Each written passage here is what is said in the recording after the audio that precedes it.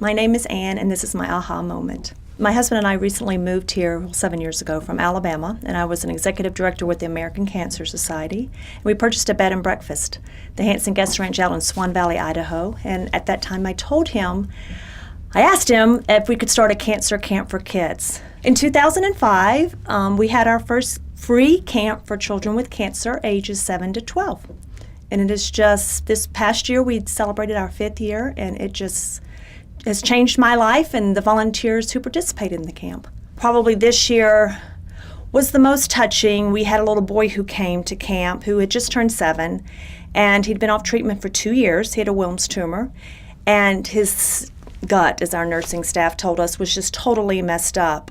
He could not eat, so he was on feeding tubes, and every single night he was hooked up to what's called a Hyper A. And so the first night, as one of our volunteers was hooking him up, he was in a cabin with 5 other children, he said, "Oh, I don't want the other kids to see how sick I am." So after I heard this, the next morning at breakfast, I made a point of asking everybody who was there who has had cancer.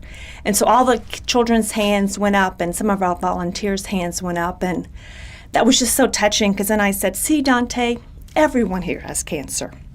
You're not just the only one," because I wanted him to realize that all of these children that are at this camp has gone through, maybe not to the extent that he's gone through, but they've all gone through something that has made a difference in their lives. After you finish the camp, you're emotionally and physically exhausted, but you start receiving emails from these parents who can't believe there's people like us who will give up their time, and they know we don't get paid, to do this free camp for children, a week-long camp for children with cancer.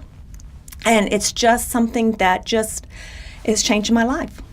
So I have an aha year, or an aha life.